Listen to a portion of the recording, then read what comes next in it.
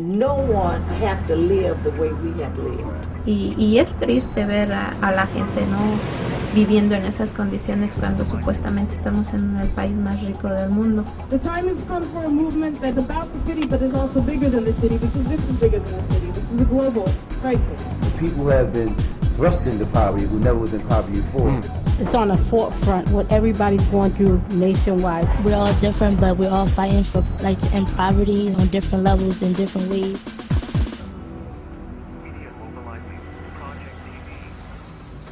Stay strong and you can win.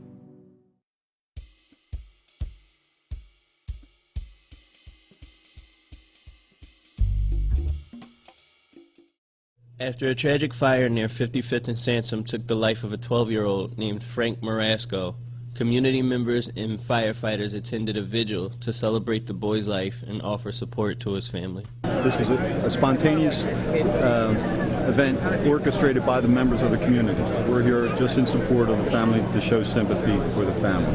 And we want to start off just by saying thank you for coming to support this heartbroken family and this heartbroken community. We're more than a block. We are a family, and we need each other. Those who spoke at the vigil blamed the Nutter administration's brownout policy for an unnecessarily long firefighter response time. The policy, which involves temporarily closing fire stations across the city, was a part of an effort to cut the city budget. This is a Russian roulette plan of shuffling firehouses to be closed. We need our fire station in this busy community. We need our fire station. Though Engine 57 is located only blocks from Frank's home, it had been shut down that evening as a part of the brownout policy, leaving Engine 68 to respond from a mile away. Community members and firefighters stood together with a loud and clear message that no amount of cost savings can justify the loss of human lives. Frank was a delightful young man that loved life, enjoyed life. I'm a better man just knowing Frank. I'm gonna miss him very much because he was my only son, and I worked very hard with me. Since the day he was born, I fought that school system because he was autistic, and everybody that knows me, they know I did the best for him, and they know that. They know that I wanted the best for him. So I don't know.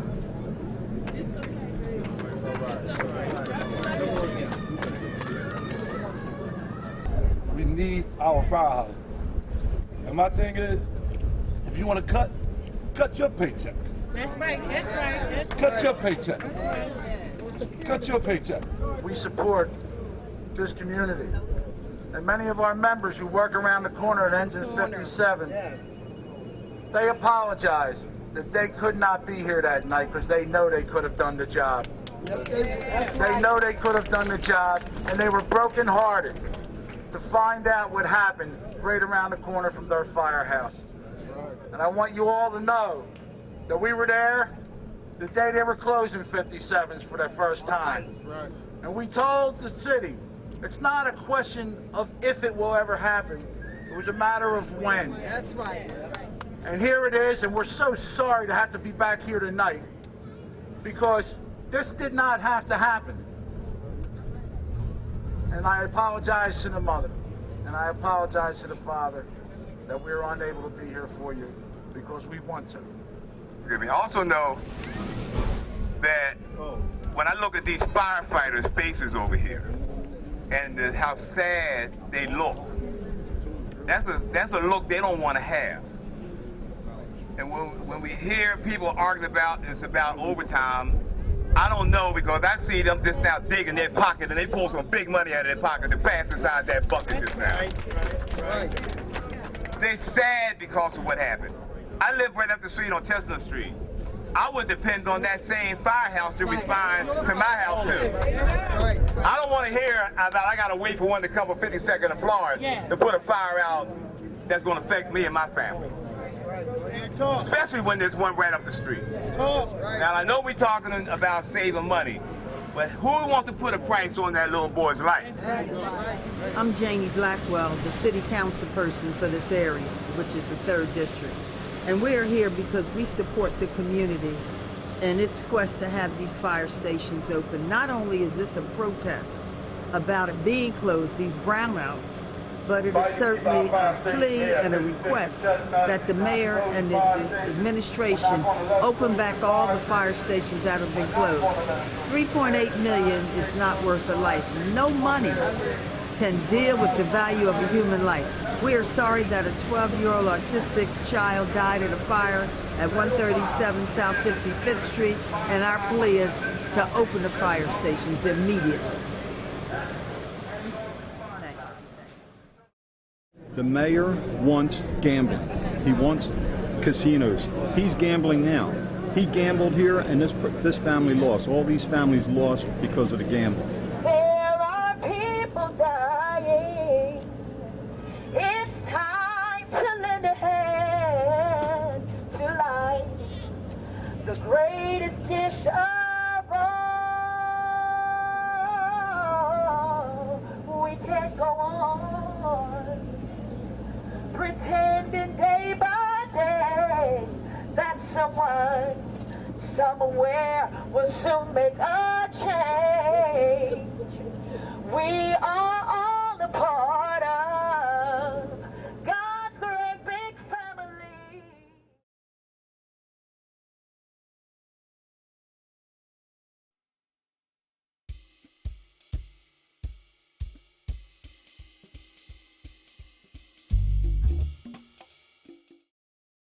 Trong high school មានពួកម៉ាក់អត់ដើរលេងបានខុសម្ដងខុសម្ដងហើយបានជាប់គុករហូតដល់10 ឆ្នាំ Freely help!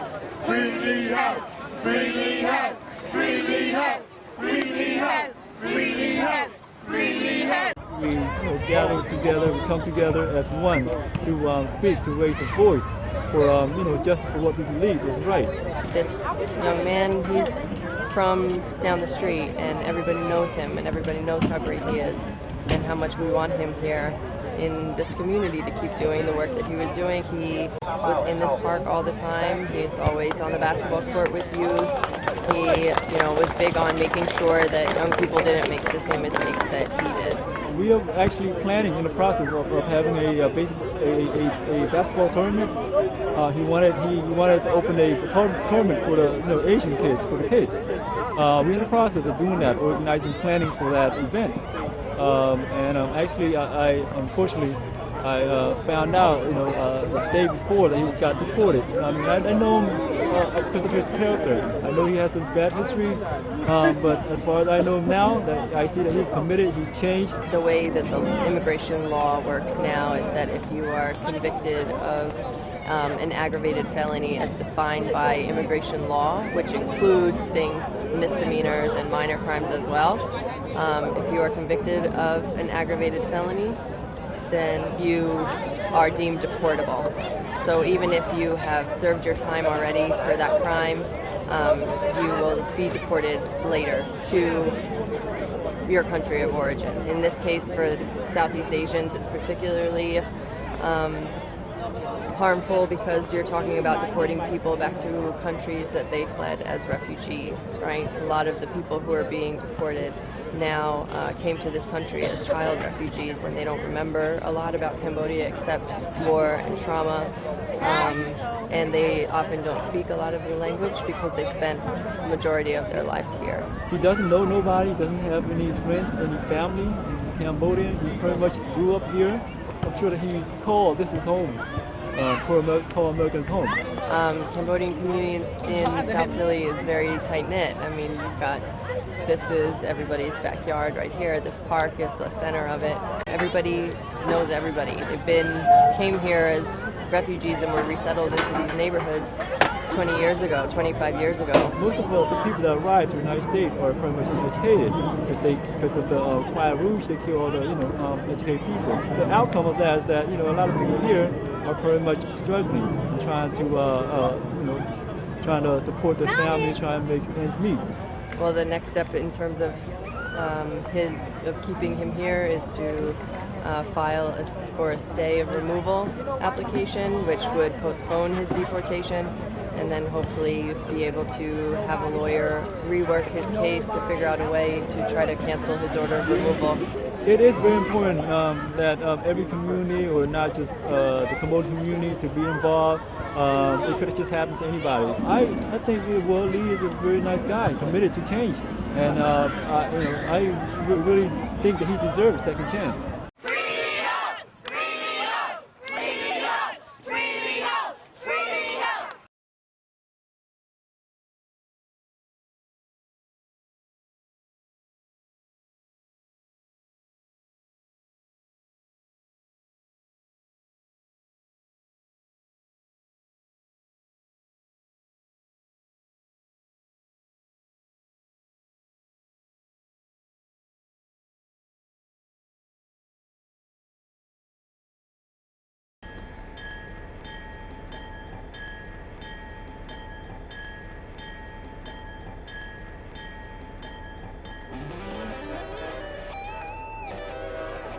All aboard, jump up on the train. Next stop, sunny days, don't get left in the rain. And drown in your sorrows, wallow in your pain. Pop your collar, holler without shame. We need change, and change gon' come. And it's time to celebrate, time to have fun. So come join the party, enjoy the sun, enjoy the moon, and tell your friends to come. There's more room on the soul train, and we're burning these tracks up like propane. So just jump around and act insane, cause you holding up this ride is so lame. And we're here for action. What's up with me? I'm good, thanks for asking. No time to relax when we got so much energy to burn. Let's get it cracking. It's the Good Time Express. Jump on board. If you don't wanna deal with the same anymore, if you want change, if you want more, you won't need change to jump up on the Good Time Express. There's no fee.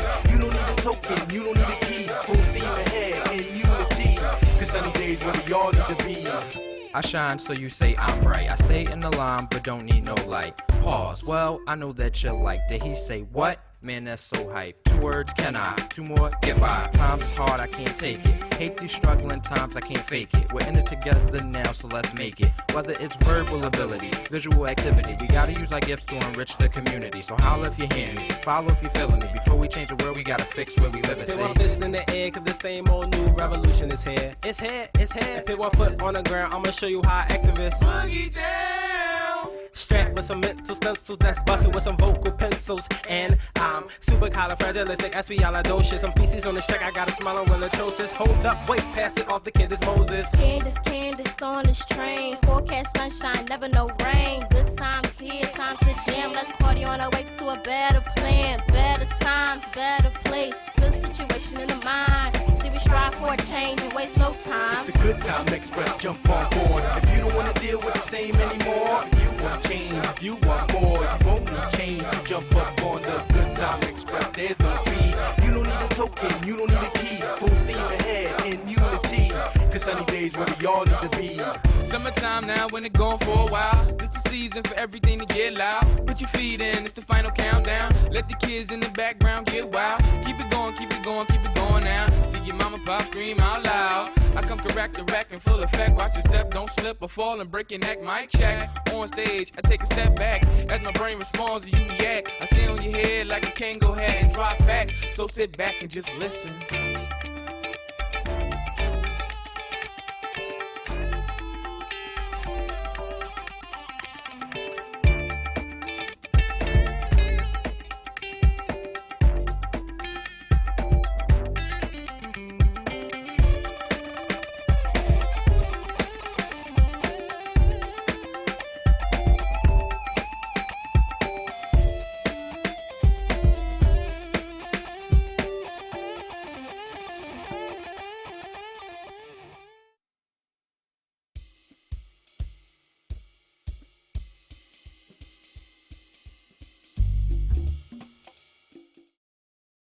On Wednesday, June 30th, the Philadelphia Parking Authority and Immigration Customs Enforcement authorities lured 26 taxi drivers to PPA's office under the pretense that they were paying them for past credit card transactions. Some of the drivers were released upon showing documentation, but 4 drivers remain in custody. On Wednesday, July 7th, 2010, Unified Taxi Workers Alliance organized a prayer vigil in support of these drivers and their families, and to protest the injustice. What is this? The bracelet put there by the immigration department. Despite that they don't have any case built against him. This happened the moment they were arrested last week. They took them to the immigration department, and that is what happened after that. They released them or put like a handle monitor on them. That is to monitor wherever they go. We are here to say no to injustice. We are here to say that all of us that we come to this country in search of freedom, that freedom last week, one way or the other, has been stepped on by the action of the Philadelphia Parking Authority that told us they collaborate with the Department of Immigration to arrest some of our drivers that doesn't have any case built on them.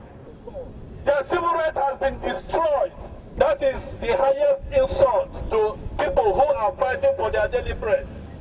We are not armed robbers. We work hard for whatever we earn.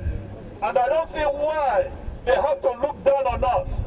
The way they are sitting inside an air-conditioned room, the car driver is in the scorched sun trying to make Philadelphia what it is today. Without the car driver, there is no Philadelphia. So please, we are saying this thing not just for the cab drivers, it might happen to you tomorrow. When we heard about the injustices against our friends, the taxi workers, we had to stand with them. The Philadelphia Student Union supports the Unified Taxi Workers Alliance because our struggles are connected. The situations in our schools relate so much to what is happening to the taxi workers now. When drivers work 12 to 14 hours and still can't feed their family, that's structural violence. When taxi drivers are terrorized by the PPA and ICE, that's structural violence. That's right. Nonviolence isn't just the absence of violence. To be nonviolent, you have to stand up against injustice. Yeah, Oliver, you were picked up you were invited by PPA to come to the office. What exactly did they tell you when you got there? Okay, on my arrival, they sent me like 2 different letters. So I went there with one. On my arrival, they made sure they grabbed the letter from me, and they asked me to go and sit down and at the waiting room that they will be calling us in, where I met a lot of drivers, and they were calling us inside one by one. And she told me, she said, "Oh, this gentleman is going to walk you inside to go pick up your check." I said, "Thank you." And the gentleman walked me, he opened the door and said, "Go in." Once I step inside, like 4 or 5 guys, they just pushed me to the wall, boom. They said, "Police, police, police." I said, "What?" And put my hand, put handcuff in my hand. I said, "What have I done?" They said, "Police, police." Push my head on the wall, press me hard, and kick my leg to open my leg. I said, what is the problem? What have I done? They said, immigration problem. I said, "Listen, I'm a citizen." They didn't answer me. They took me to the back warehouse at the back of the building, where I met a lot of drivers, handcuffed, sitting down.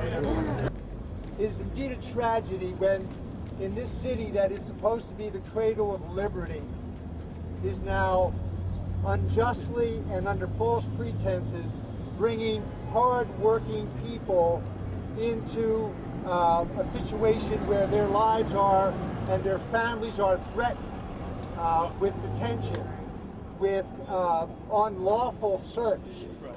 From the religious community, from the community at large, we have to say no.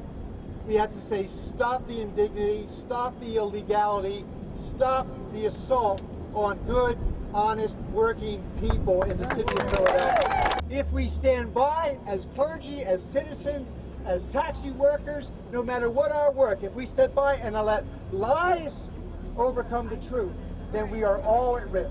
This is Rebecca Scotland reporting for Media Mobilizing Project TV.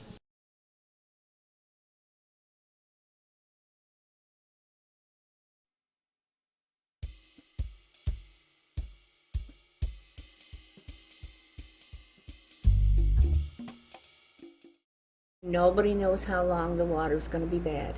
Nobody knows. There isn't anybody that can tell us that. I'm telling you, there isn't many days when I don't sit here and cry, because I know it'll never be the same. Norma Fiorentino has lived in the small town of Dimmock, Pennsylvania for 35 years. Like many rural towns across the U.S., Dimmock has been struggling economically for a long time. In 2008, when the natural gas industry began knocking on people's doors, many couldn't afford to turn down the offers. Times are really getting bad all over, but here in the country, we were farmers, we were stone quarry people, so we didn't have a lot of money, so this money looked really good to us. Norma and dozens of other Dimmock residents signed contracts authorizing Cabot Oil and Gas to drill under their property for natural gas. Pat Farinelli lives down the road from Norma, on a tree-lined hill that overlooks a drilling pad. She spoke to us about why she took them up on the offer. At the last part of 2008, most of us were feeling very optimistic because we had been told that we were going to make a decent amount of money. And they told us that we were going to be looking at, with the number of acres we had, which is about 24, we would probably be looking at about $14,000 a month. That sounded really good at the time. We had a $2,500 a month mortgage. We had 8 kids, 1 in college. We had 2 that were that have children, so we have grandchildren. And my husband's job, he was working as a cook for a restaurant. The restaurant was hitting really bad times, and he went from working 7 days a week overtime to working 1 or 2 days a week. And so it couldn't have come at a better time. So we were all thinking, you know, this is going to be our last tough Christmas where we don't know where we're going to get presents. This is going to be, you know, next year's going to be so much better. All we knew was they were promising us riches, promising us that we would have money. And I needed another income besides my Social Security. And they came in telling us all kinds of stories about how much money we were going to get. And I said, well, the only thing I want to do is build a new house or put a new house here. Oh, Mrs. Ferrantino, you'll have enough for 10 houses. You'll have way over and be able to live on the money. Well, we ended up with nothing. They soon found out that the figures that were quoted to them were after costs. I think the first couple months they were here, they made over $300 million. It was in the paper. No wonder they did, because we were paying for the drilling and everything. Pennsylvania sits on top of the Marcellus Shale, one of the largest deposits of natural gas in the world. A new drilling process called fracking has made the gas accessible for the first time. Hundreds of gallons of chemical fluid are pumped into the underground wells, and the rising pressure causes miniature earthquakes that break up the shale and release deposits of natural gas. Over 2 years, Cabot has drilled over 70 wells in the area. Dimmock has been coined the ground zero of gas drilling. Dozens of local families now have groundwater that's too contaminated to drink. We were all very, went into this with a lot of naivete. And it wasn't that we were stupid, it was that we just weren't informed at all that there was any risk.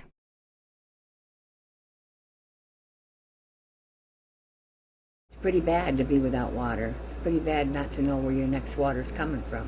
So I was on Social Security, and I was buying water. And for almost a year, they did not give me water. And they still deny to this day that they have any wrongdoing, even though it's been proven. The Pennsylvania Department of Environmental Protection found that Norma's water contained dangerously high levels of methane, heavy metals, and other chemicals. By order of the DEP, Cabot now delivers water to her house every few weeks. The DEP says Pat's well isn't contaminated enough for them to order Cabot to replace her water, but she says members of her family developed mysterious stomach problems when drilling began on her property. My kids started getting affected pretty fast with it. We thought it was something that was just like a typical household problem that could be fixed with typical household measures.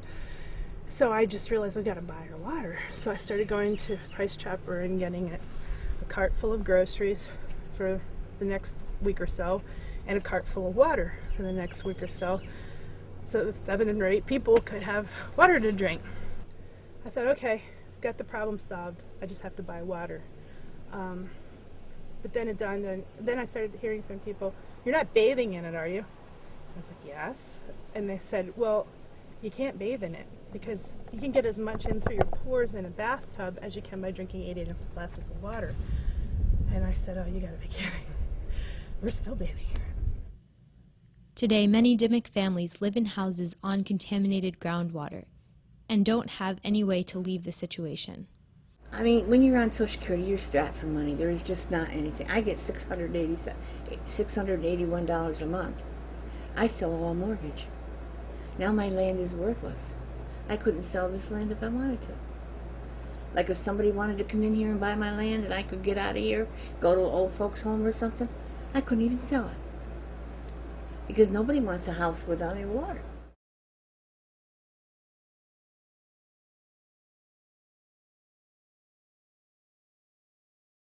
I think they thought they were going to make us go away, but we're not going away. We're a very small community and we're very caring for other people. We tried everything before we put the suit on. We tried everything. The people who have been hurt, we're not in this for the greed. We're not in this for the money. We're in this to make it better for other people.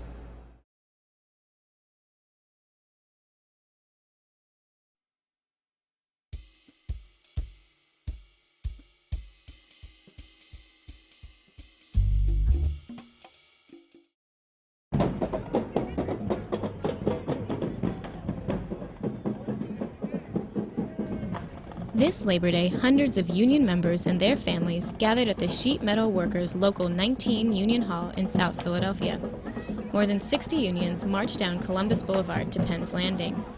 Despite the downturn of the economy and the high unemployment rate in Philadelphia, the participants in the parade were optimistic about the power of labor and emphasized the importance of solidarity among working people as we continue to fight for a better Philadelphia.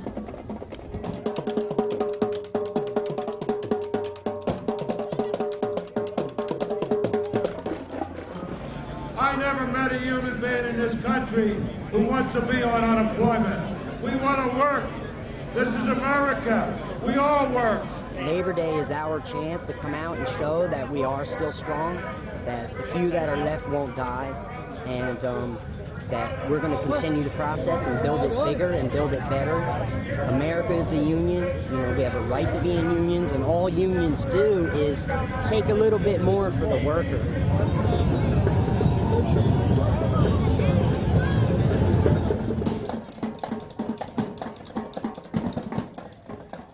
Workers always have the power. They just got to come together and make it work. I mean, today is Labor Day. It's our day, and you know, it was meant. You know, the 40-hour week was given to us by labor.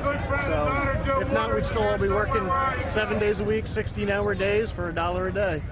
It's important for us to all come together and show that we're part of a team and we stand by one another so that we're all treated fairly in the workplace. Come together because we have the power. We are the power.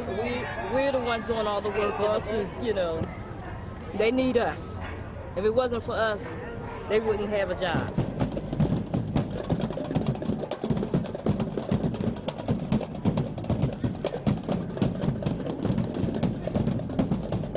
To show support for our union brothers and sisters because we're in solidarity for jobs and for good working conditions for men and women. We out here fighting for our jobs today and our families.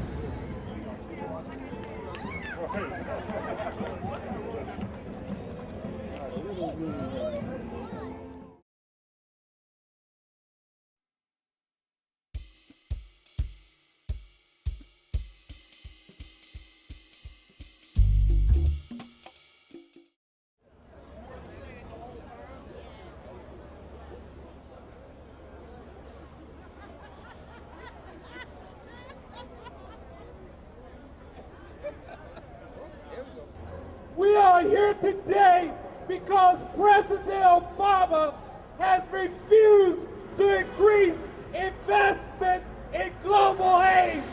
Shame! Shame! Shame! Shame! Shame! My name is Antonio Davis from ACT UP Philadelphia. I'm an organizer here. And we're here today in New York City because Obama broke his promises on fully funding global AIDS programs. Due to the fact that he did not fully fund global AIDS programs, there's 500 people living with HIV/AIDS here dropping body bags off at the front door of the fundraiser. And one clinic in Uganda, there was 800 people sent away with newly diagnoses of AIDS. People are not receiving treatment, and if Obama does not fully fund global AIDS, we will be directly impacted here in the United States. Keep your promise! Keep your promise! Keep your promise! Keep your promise! Keep your promise! Keep your promise! Keep your promise!